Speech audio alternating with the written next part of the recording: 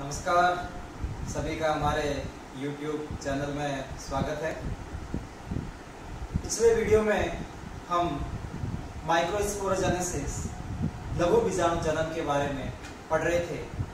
उससे आगे आज पढ़ रहे हैं। आपको बताया था कि लघु बीजाणु मातृकोशिका माइक्रो स्पोर मदर सेल आनुवांशिक रूप से ये कैसी है? द्विगुणित कोशिका है। इस कोशिका में क्या होगा? मियोसिस, हिंदी में इसको कहते हैं अर्धसूत्री विभाजन होगा। अर्धसूत्री विभाजन को रिडक्शन डिवीजन, हिंदी में न्यूनकारी विभाजन कहते हैं, जिसके द्वारा लघु बीजाणु 4-4 के समूह में निर्मित होते हैं, जिनको लघु बीजाणु चतुष्क कहते हैं। चतुष्क की प्रत्येक कोशिका अगुणित होती है, क्योंकि यहाँ पर मियोसिस या अर्धसूत्री विभाजन हुआ है। ये चारों कोशिकाएं आपस में एक रासायनिक पदार्थ कैलोज के द्वारा जुड़ी हुई रहती है, यानी चारों लघु बीजाणु कैलोज के द्वारा जुड़े हुए रहते हैं। जब इन लघु बीजाणुओं के मध्य में से ये कैलोज अपघटित होता है, विघटित होता है, उस समय चारों लघु बीजाणु एक दूसरे से पृथक हो जाते हैं, अलग हो जाते हैं। अब इन संरचनाओं को परागकण कहते हैं। परागकण भी आनुवंशिक रूप से हैप्लॉइड स्ट्रक्चर है, अगुणित संरचना है। अब यहां पर कुछ स्पेशल फीचर्स आपको ध्यान रखने हैं, जिसमें एक उदाहरण ध्यान रखना, फैमिली साइप्रेसी। साइप्रेसी कुल के अंदर एब्नॉर्मलिटी ये है कि नॉर्मली एक माइक्रोस्पोर मदर सेल में मियोसिस होगा, 4 माइक्रोस्पोर बनेंगे, परंतु वहां पर 3 माइक्रोस्पोर न्यूक्लियस डिसइंटीग्रेट हो जाते हैं। केवल एक ही माइक्रोस्पोर का निर्माण होता है।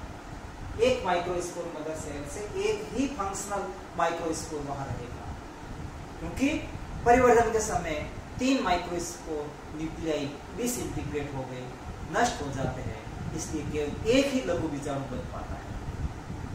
इसके अलावा स्पेशल फीचर्स में आपको ध्यान रखना है, वो है कंपाउंड पोलन ग्रेन, संयुक्त परागकण, हिंदी में कहेंगे संयुक्त परागकण। इसके उदाहरण में एक नाम ध्यान रखना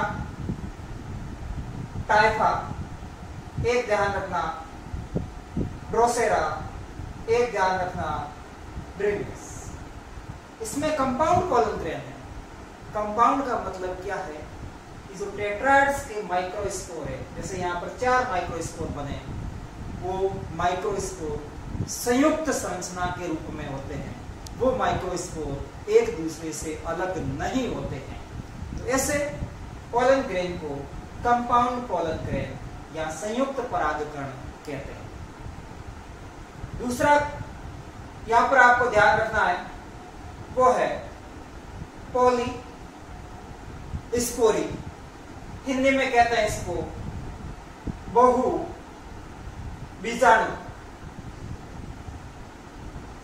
नॉर्मली एक टेट्राइड्स में 4 माइक्रोस्पोर है, परंतु कई ऐसे उदाहरण हैं जिसमें टेट्राइड्स में माइक्रोस्पोर की संख्या 4 से अधिक होती है तो उस घटना को पॉलीस्पोरी कहते हैं, बहुबीजाणुता कहते हैं। उदाहरण इसका ध्यान रखना, कस्कुटा,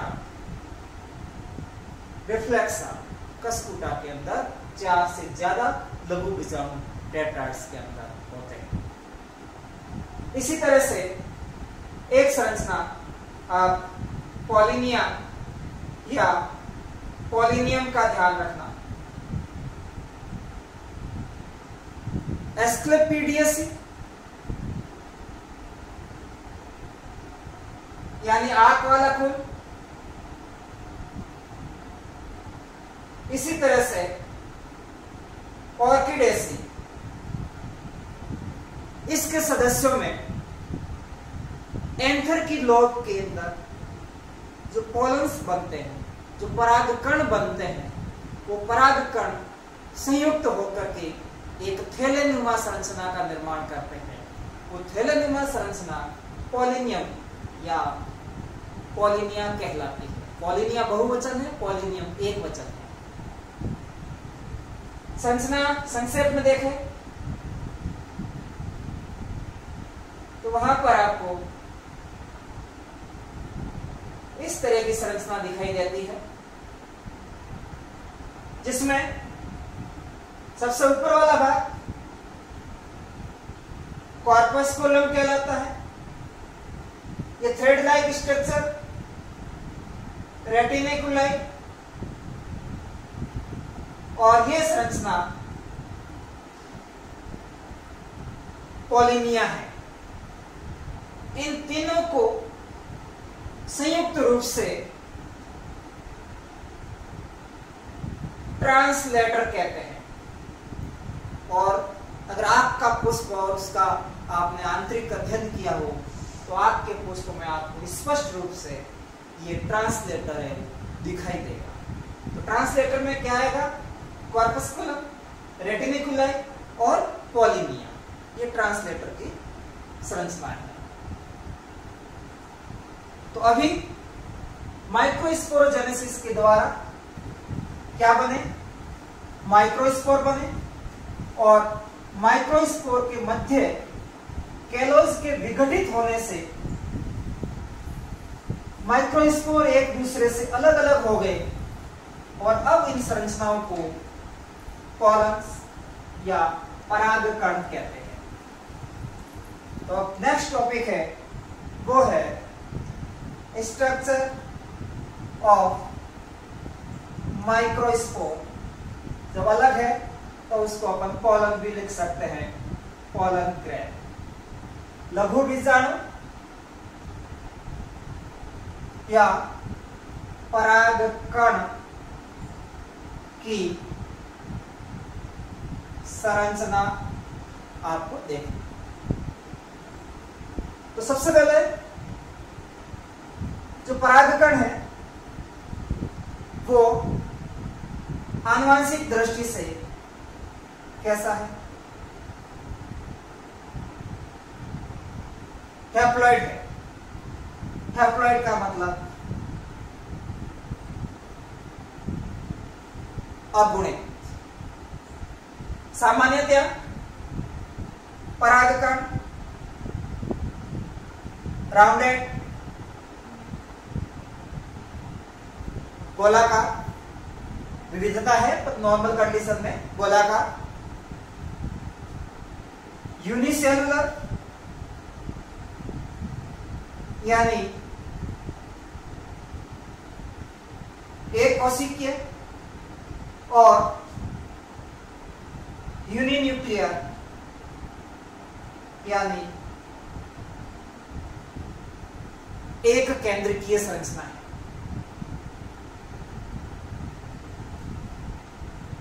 परागकण की भित्ति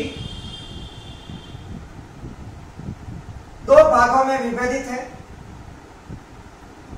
बाहर वाली भित्ति एक्साइन कहलाएगी, अंदर वाली भित्ति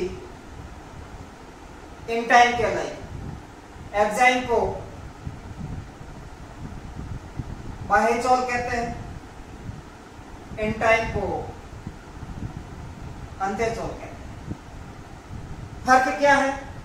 बाह्यचोल मोटी होती है, ठीक है, टफ है, और इस बाह्यचोल पर विभिन्न प्रकार के अलंकरण पाए जाते हैं, यानी अलंकृत होती है ये बाह्यचोल, ऑर्नामेंटेड होती है। यानी आप परागकणों को देखेंगे तो बाहर की तरफ किसी पर जाली बनी होगी, किसी पर धारियां बनी होगी, किसी पर कांटेनुमा संरचनाएं होगी। ये अलग अलग प्रकार के अलंकरण हैं। यानी बाह्यचोल कैसी है? अलंकृत है, टफ है और मोटी संरचना है। इसकी विशेषता ध्यान रखना कि बाह्यचोल में स्पोरोपोलेनिन का जमाव होता है, और इस स्पोरोपोलेनिन के जमाव के कारण ही परागकणों के जीवाश्म बनते हैं।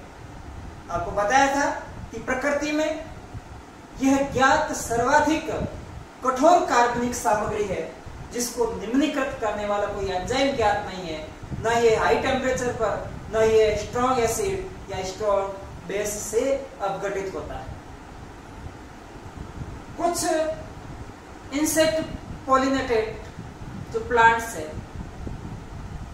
उनके परागकणों में, यानी इंसेक्ट पॉलिनेटेड प्लांट्स के परागकणों में जो बाह्यचोल है, वहां पर एक गाढ़ा चिपचिपा पदार्थ पाया जाता है जो पोलन कीट कहलाता है। पोलन कीट लिपिड एवं प्रोटीन से बनी संयुक्त संरचना है। यह कीटों को आकर्षित करने का कार्य, परागकणों को कीटों से चिपकाने का कार्य और परागकणों की अल्ट्रावायलेट रेज, पराबैंगनी किरणों से सुरक्षा का कार्य यह पोलन कीट करता है। फिर आपको ध्यान रखना है कि बाह्यचोल में कुछ ऐसे स्थान होते हैं जहां पर स्पोरोपोलेनिन का जमाव नहीं होता है। वो स्थान जहां से पराग नलिका बाहर निकलती है वो जर्मपोर या जनन छिद्र कहलाते हैं। बाह्यचोल के अंदर ये पाए जाते हैं जर्मपोर या जनन छिद्र। इनकी संख्या 1 से लेकर के 3 तक हो सकती है।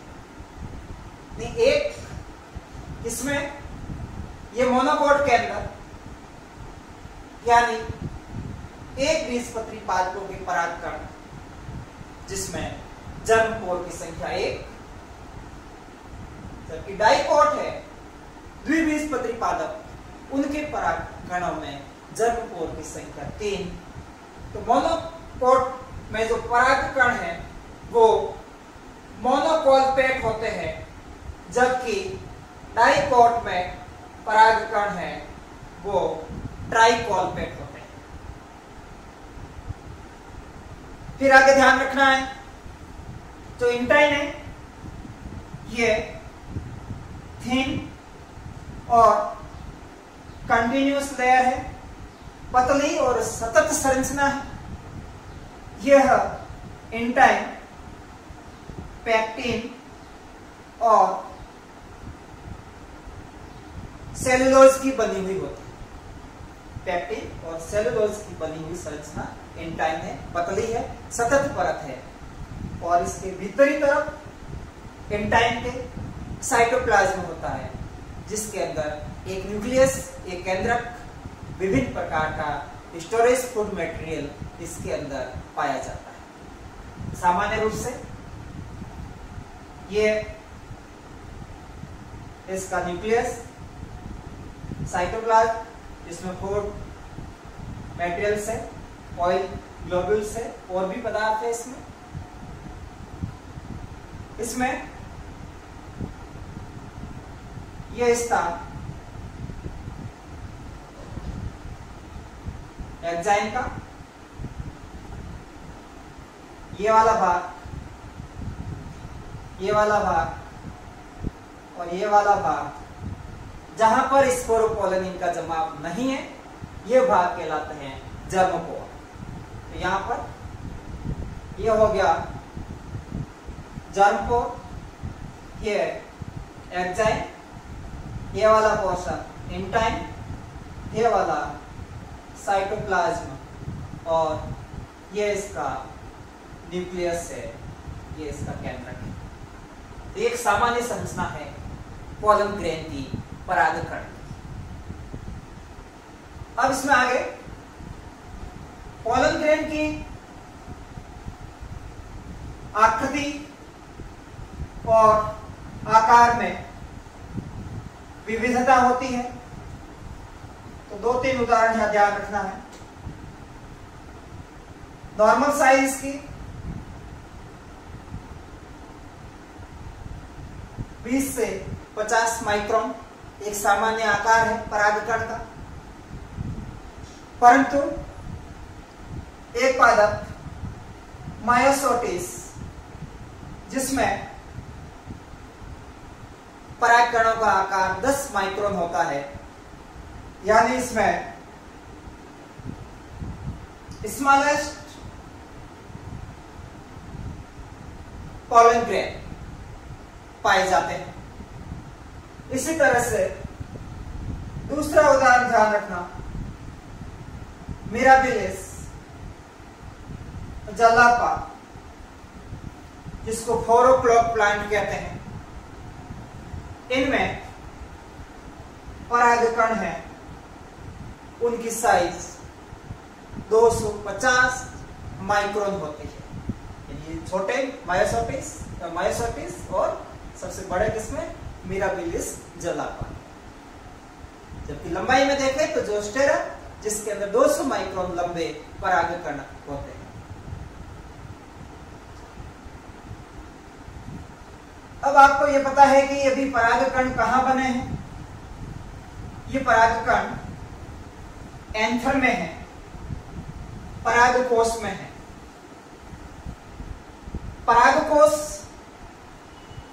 जब स्फुटित होंगे, परागकोश का डिhiscence होगा, तब ये परागकण परागकोश से बाहर निकलेगा और वो स्फुटन पतली भित्ति वाली कोशिकाएं एंडोथीसियम की, जिसको स्ट्रोमियम कहते हैं, मुखिका कहते हैं, वहां से होता है। तो परागकोश का स्फुटन है वो 4 प्रकार से होता है। 4 प्रकार कौन से? नंबर 1 लॉन्गिट्यूडिनल, जिसको लंबवत कहते हैं। नंबर 2 ट्रांसवर्स, जिसको अनुप्रस्थ कहते हैं। नंबर 3 पोरस, जिसको छिद्रित या छिद्रमय। नंबर 4 वाल्वुलर, या इसको कपाटीय कहते हैं। उदाहरण इसका ध्यान रखना, धतूरा। ट्रांसवर्स का उदाहरण ध्यान रखना, ऑसिमम, तुलसी। पोरस का ध्यान रखना, सोलेनम, नाइग्राम, मकोय या सोलेनम। और कपाटीय का उदाहरण ध्यान रखना,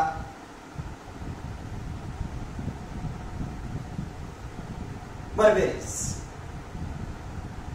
अब कैसे स्फुटन होगा अलग अलग प्रकार का?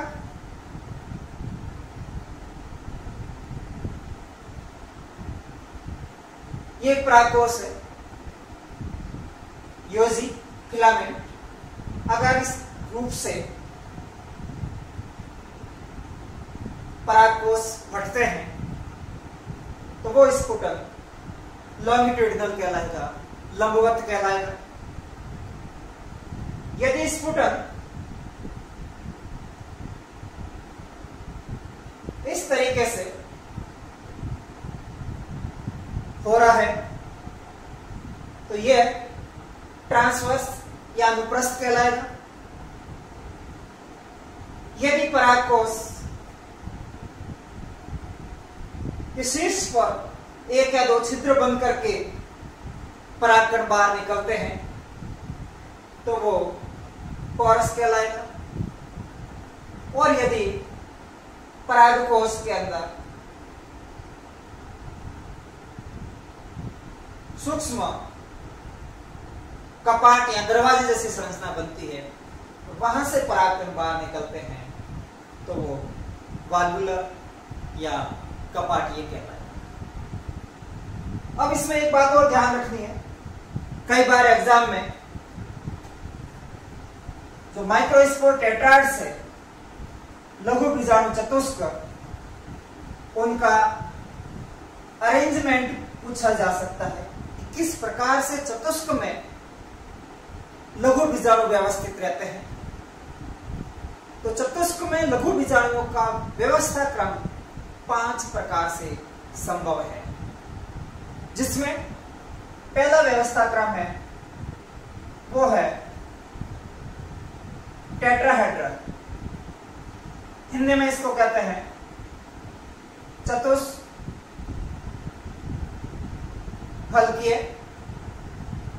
दूसरा इसके अंदर आइसोबाइलेटरल, इसको समद्वि पार्श्विक।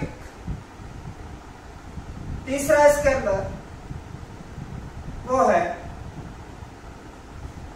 डेकुसेट क्रॉसित। चौथा इसके अंदर वो है टी सेप या टी आकार। और पांचवा इसके अंदर है वो है लीनियर या रेखीय। सामान्यतया अधिकतम द्विबीजपत्री पादपों में चतुष्फलकीय व्यवस्था क्रम मोस्टली डाइकोट, मोस्टली मोनोकोट। इसका उदाहरण ध्यान रखना, मैग्नोलिया। इसका उदाहरण एरिस्टोलोकिया। और इसका उदाहरण हेलोफिला। टेट्राहेड्रल में क्या होगा, चतुष्क में जो 4 लघु बीजाणु हैं, एक तल से देखने पर, आप एक तल से देखते हो, एक प्लेन से देखोगे तो आपको 3 लघु बीजाणु दिखाई देंगे। चौथा लघु बीजाणु इसके पीछे की तरफ रह जाता है। तो ये चतुष्फलकीय या टेट्राहेड्रल कंडीशन है। आइसोबाइलेटरल में क्या होगा कि चारों के चारों लघु बीजाणु आपको एक ही तल के अंदर दिखाई देंगे, तो ये समद्विपार्श्विक हो गया। डेकुसेट में क्या होगा, ये कंडीशन कि लघु बीजाणु है वो 2-2 के समूह में रह जाते हैं। 2-2 के ग्रुप में, एक ग्रुप के दोनों लघु बीजाणु, जैसे ये 1 और ये 2 है, ये सामने से दिखाई देंगे, जबकि दूसरा 2 का ग्रुप है उसका व्यवस्था क्रम ऐसे रहता है। यानी सामने से देखेंगे तो केवल ये दिखाई देगा, इसके पीछे वाला लघु बीजाणु दिखाई नहीं देगा।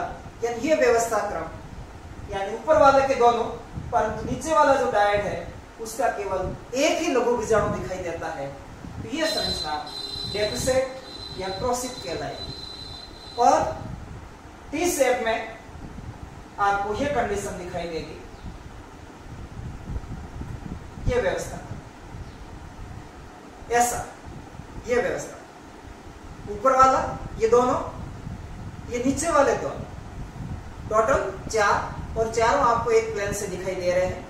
अगर इनके न्यूक्लियस को आप मिला रहे हैं तो एक टी के आकार की संरचना बन रही है, इसलिए इसको टी शेप कहते हैं। और चौथा इसके अंदर चारों लघु बीजाणु हैं वो इस रूप से व्यवस्थित रहते हैं, तो ये कहलाता है लीनियर व्यवस्था क्रम या रेखीय व्यवस्था क्रम। अब प्रकृति में एक पादप का नाम ध्यान रखना, एरिस्टोलोकिया एलिगेंस, एरिस्टोलोकिया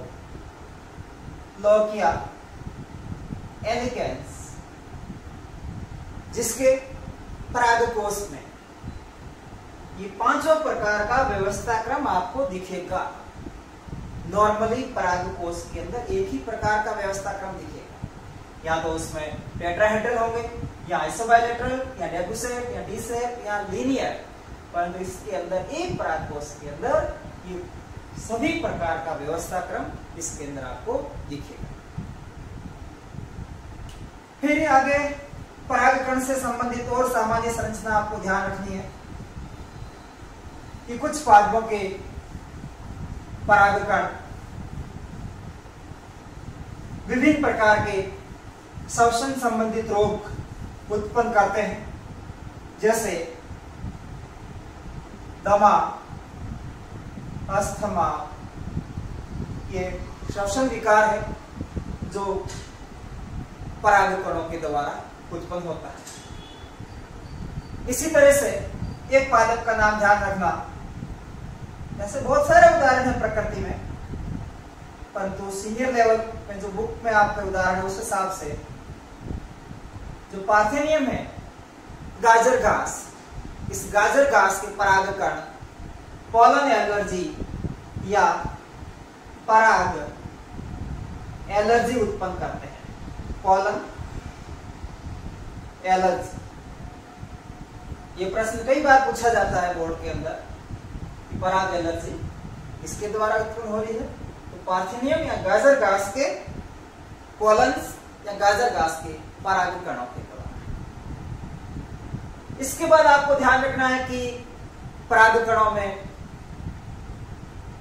स्टोरेज फूड मटेरियल होता है, इस कारण परागकण है वो फूड सप्लीमेंट्स, इसको कहते हैं आहार संपूरक के रूप में प्रयुक्त किए जाते हैं। वेस्टर्न कंट्रीज में, पश्चिमी देशों में परागकण है वो सिरप और टैबलेट्स के रूप में उपलब्ध है, जिनको खाते हैं वो अपनी शक्ति बढ़ाते हैं। अश्व शक्ति को बढ़ाने के लिए भी परागकणों का प्रयोग किया जाता है। फिर आगे इसमें परागकणों से संबंधित ध्यान रखना है कि परागकण परागकोश से बाहर निकलते हैं, कहां जाते हैं? वर्तिकाग्र पर जाते हैं, किसी भी तरीके से वो जा रहे हैं, तो वो डिस्पर्सल या प्रकीर्णन कितने कोशिकीय अवस्था में होता है, ये चीज ध्यान रखनी है। तो अधिकतम आवर्तबीजी पादपों में यानी 60% आवर्तबीजी पादपों में परागकणों का प्रकीर्णन है वो 2 कोशिकीय अवस्था में होता है, जबकि शेष 40% आवर्तबीजी पादपों में परागकणों का प्रकीर्णन 3 कोशिकीय अवस्था में होता है। ये आगे और मेल गेमेटोफाइट पढ़ेंगे, उसमें और इसके बारे में देखेंगे। 60% 2 कोशिकीय अवस्था, 40% 3 कोशिकीय अवस्था।